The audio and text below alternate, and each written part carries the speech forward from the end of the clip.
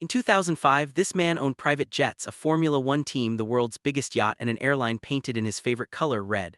Models served champagne on his flights. He called himself the king of good times. 8 years later, he owed banks over $1 billion. His employees hadn't been paid in months. His airline's planes were grounded one by one, and he fled the country in the middle of the night. This is the story of how the most glamorous airline in India's history collapsed, not because of bad luck, but because of one arrogant decision after another. And by the end of this video, you'll understand exactly where it all went wrong. The rise a king is born.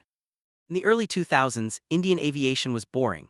State-run Air India dominated the skies, and a few budget carriers were just starting to emerge. Flying was still seen as a privilege for the wealthy and the corporate elite. Into this dull, predictable market walked Vijay Mallya, a flamboyant billionaire who had already built an empire on alcohol. His company United Breweries owned Kingfisher beer, one of the most popular drinks in India. Mallya was famous for his lavish lifestyle: yachts, racehorses, a Formula One team called Force India, and a personality that made headlines wherever he went. In 2005, Mallya decided to enter the aviation business. He launched Kingfisher Airlines, and from day one it was clear this wasn't going to be just another airline. He wanted Kingfisher to feel like a five-star hotel in the sky. The airline's signature color was a bold red. The cabin crew were hand-picked for their looks and trained like hospitality staff. In-flight entertainment included personal screens in every seatback long before that was common in India, and meals were prepared by celebrity chefs. Even the airline's livery, with the Kingfisher logo and bright red tail, became instantly recognizable across Indian skies. The airline marketed itself entirely around luxury and experience. Mallya didn't just want passengers, he wanted Kingfisher to be a lifestyle brand, and for a while it worked. Within just a few years, Kingfisher Airlines became the second largest airline in India by market share. Business travelers, celebrities, and politicians all wanted to fly Kingfisher. It wasn't just transportation, it was status. But underneath all that glamour, the financial foundation of the company was already cracking. Mistake number 1: buying a loss-making competitor. In 2007, Mallya made what would later be recognized as the first major blow to Kingfisher's future. He acquired Air Deccan, India's first low-cost carrier. On paper, it looked like a smart move. Air Deccan gave Kingfisher access to domestic flying rights that Kingfisher itself didn't have at the time, since Indian aviation rules required airlines to operate domestically for 5 years before flying international routes. But Air Deccan wasn't a healthy company. It was already losing money with an outdated fleet and weak operational systems. Instead of fixing Air Deccan's problems before integrating it, Mallya rushed the merger.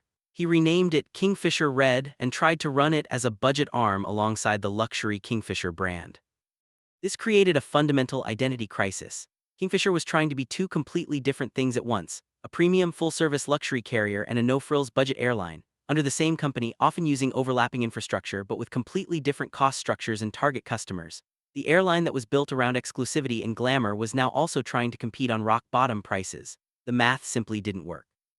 Operating costs went up because the company was running two distinct business models simultaneously, but ticket revenue from the budget arm stayed low.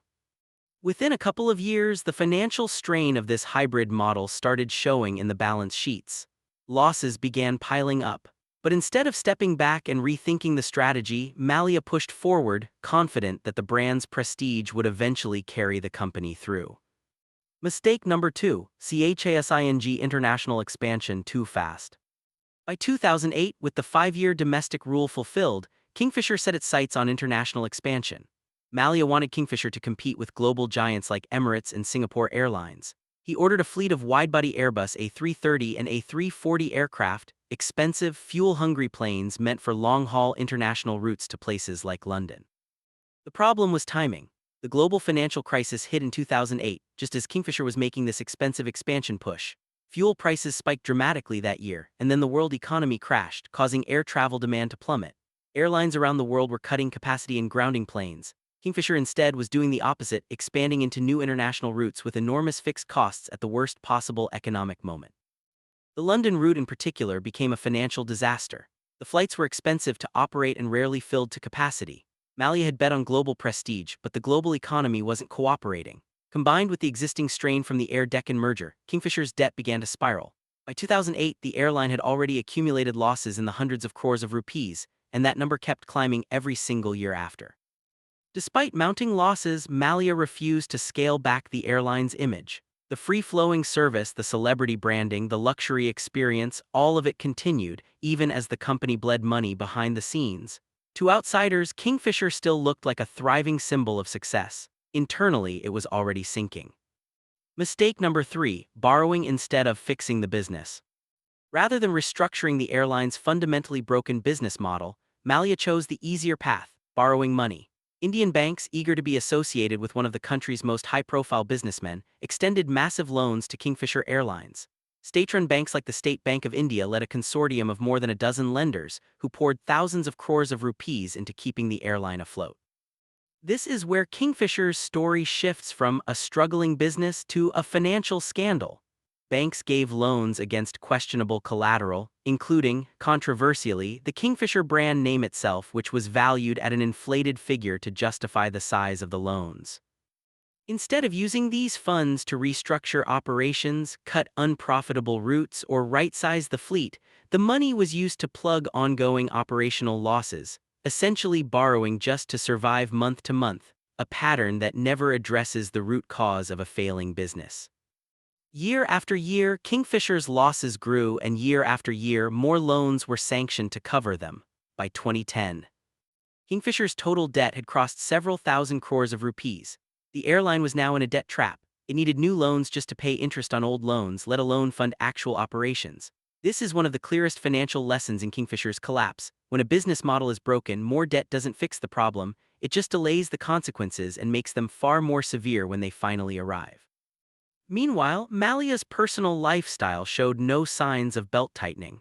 He continued running his Formula One team, hosting lavish parties and maintaining a public image of wealth and success, even as his airline's employees would soon start facing devastating consequences. Mistake number 4, ignoring the warning signs. By 2011 and 2012, the cracks were no longer hidden, they were public and impossible to ignore. Kingfisher began missing salary payments to pilots, cabin crew, and ground staff. Engineers responsible for aircraft maintenance went unpaid for months. Fuel suppliers, fed up with unpaid bills, began refusing to supply fuel to Kingfisher planes, leading to abrupt flight cancellations that left passengers stranded at airports with no explanation.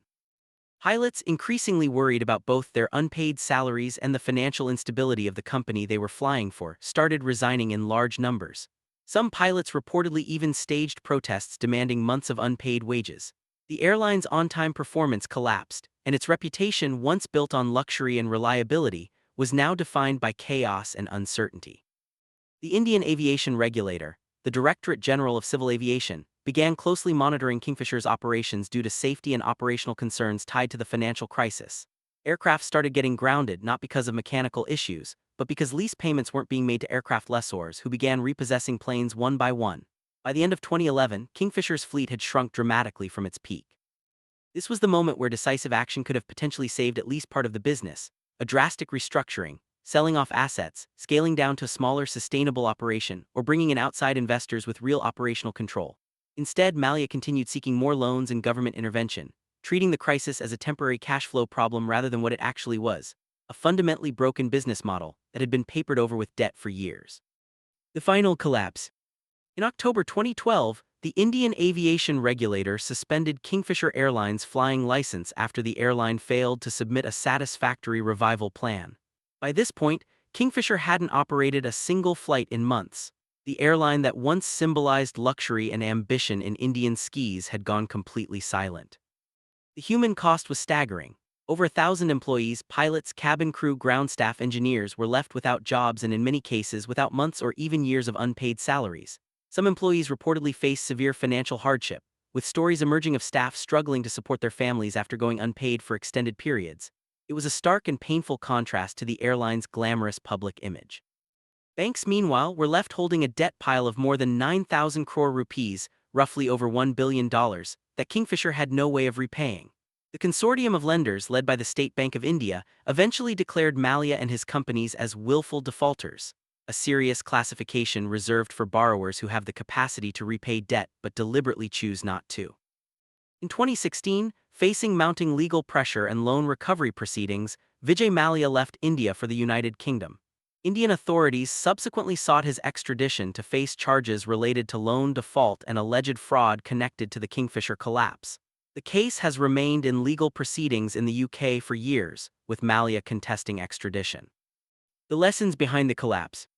Kingfisher Airlines' story isn't really about bad luck or an unlucky economy. The 2008 financial crisis hurt every airline in the world, but most survived by cutting costs and scaling back.